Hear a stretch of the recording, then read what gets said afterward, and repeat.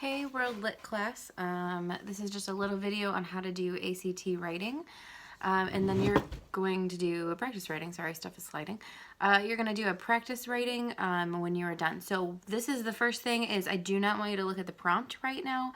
The thing you're going to look at right now, and you can have it pulled up on your computer if you want, is the overcoming the biggest obstacle, and that's kind of what I sent you in an email. I'm just going to kind of go over it quickly. You're going to read it in more detail, but I'm going to kind of go over a couple major things that are in there.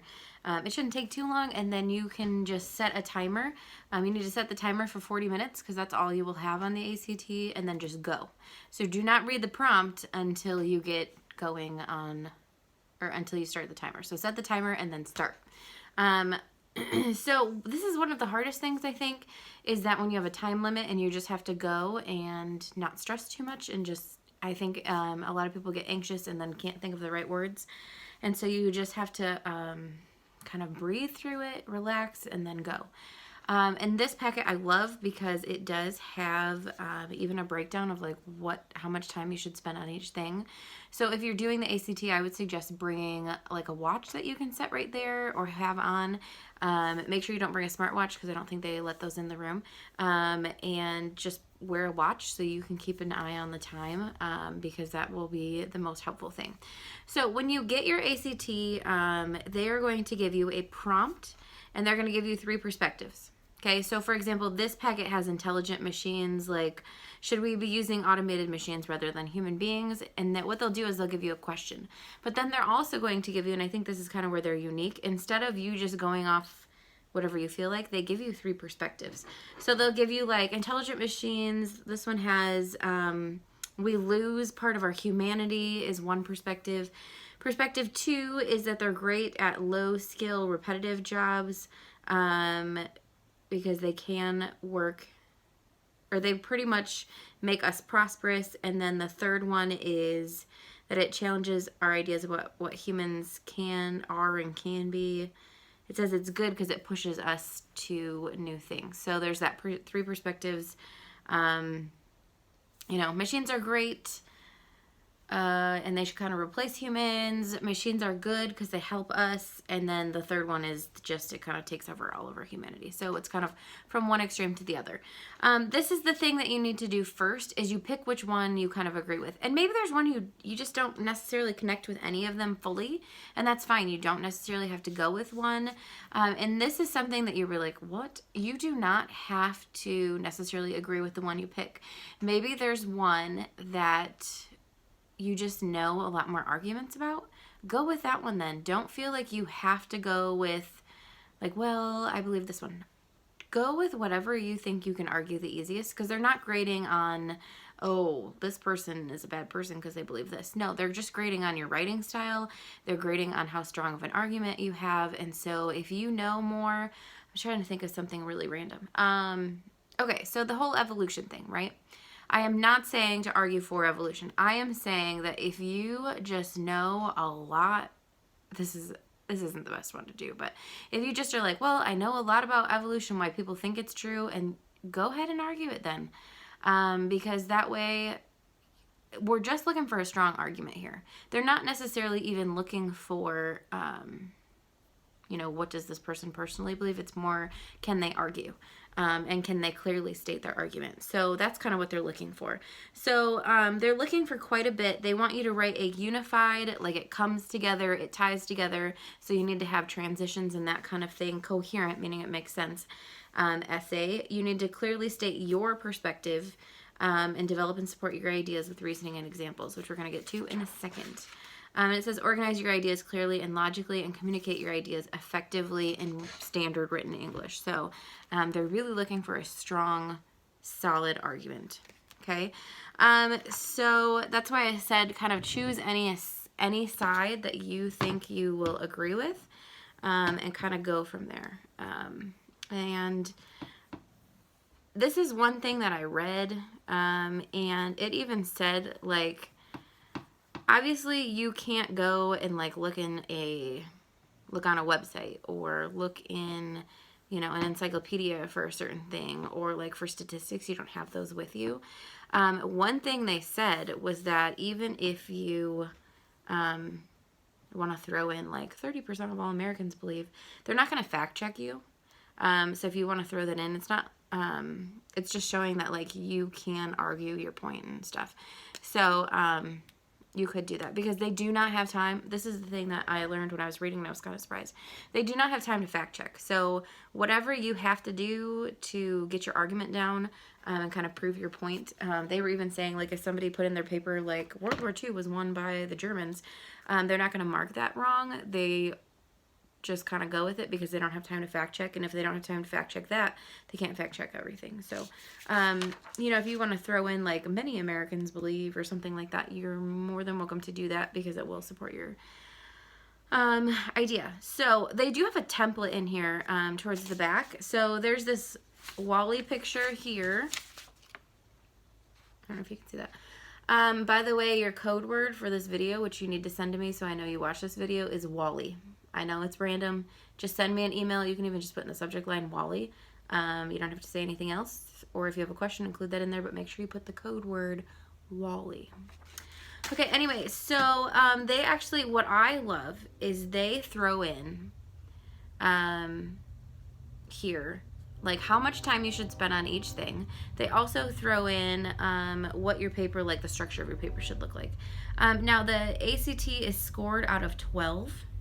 Okay, and if you get a 6 or above, that's great. Okay, I know that sounds weird, like, oh, that's only 50%, but 6 out of 12 is great. Anything, and then anything above that is just like bonus. And they say that this template will pretty much guarantee a 6 out of 12. I'm not saying that because maybe you have horrible grammar. That's going to count, you know, against you, but following this will really help. So here are some examples. They obviously have the intelligent machines. They have public health, meaning freedom is more important than physical health.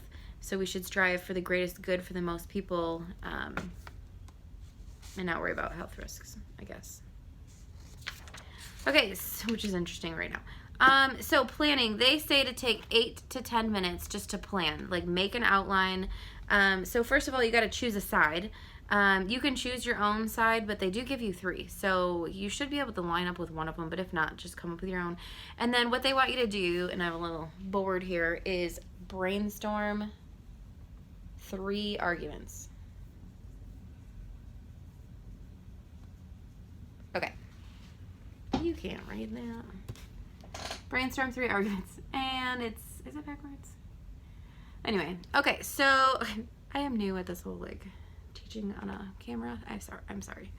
Okay, so brainstorm 3 reasons. Just come up with 3. You could write it off to the side because I think they give you paper or they give you, I haven't, when I did the ACT, I'm going to be honest, I'm so old, there was no writing on the ACT. And so I don't know, but I believe they give you like a spot where you can kind of take notes and stuff.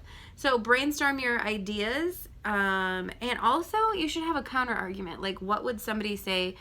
Like, although there are many who believe this, I believe this, or, you could, like if you're doing the evolution one and saying evolution is true, you might say many Christians believe this, but science shows. So you need to show that you know other people's perspectives in there. And then make sure you check your time. You should have 30 minutes left when you actually start writing. So then you're going to start the writing. You're going to have 25 to 28 minutes. Okay, now let me do my lovely board. Paragraph 1. Maybe I'll send you guys a picture of this too. So paragraph 1 is your introduction. And you should also have a thesis. Now your thesis is going to actually have your argument in it. Okay? So remember, I don't know if you can see that. You can't. Oh, this is terrible. I will send you a picture of this in your slideshow. Or in your, not your slideshow, in your email. I'll try to send you a picture so you can see what's going on. Okay, so paragraph 1, you're going to have your intro, and you have to have your thesis statement. And in you're going to say, like, I agree that school uniforms are important because, and put your actual, like, for, like, one of your little arguments in there. Put what you believe right in there, okay? And by the way, what they do when they're grading it is they read your thesis, they kind of look at your arguments, and then they read your conclusion. So your thesis statement is so important. If you don't have a thesis statement, you're not going to do well because they're basing the whole paper on your thesis statement, okay? Then paragraph 2, and this is where it gets kind of weird. It's just kind of different, okay?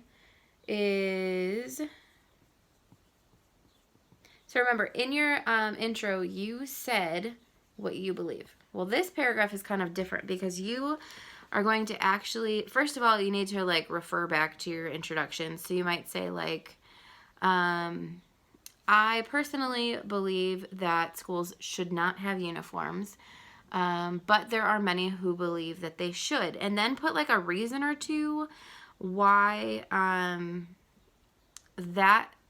So what you would do is pick like maybe perspective 2. What did I say? Schools should have uniforms? I don't remember what I said. So I'm going to go with schools should have uniforms. So then I might say in this paragraph 1, I might say, I personally believe that schools should have uniforms, but there are many who believe that schools should not have them. A lot of people believe that people with this idea, sorry, my brain is freezing. People who believe they should not have uniforms are misguided, which, by the way, that's a good word to put in there, are misguided because they believe that uniforms take away your freedom of expression, but people can express their opinion through many different things, including just like shoes or hairstyles or you could even say something like they're misguided because your freedom of expression is not just in outfits. There's so many other things you can express who you are or something like that. So anyway, then you're going to have your body paragraphs, okay? So I would say at least 2. If you write really fast, maybe you can get in another one. You're going to do your arguments.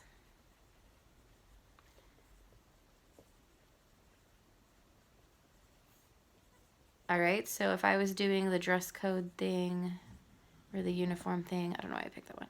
I might do, okay, so schools should have uniforms because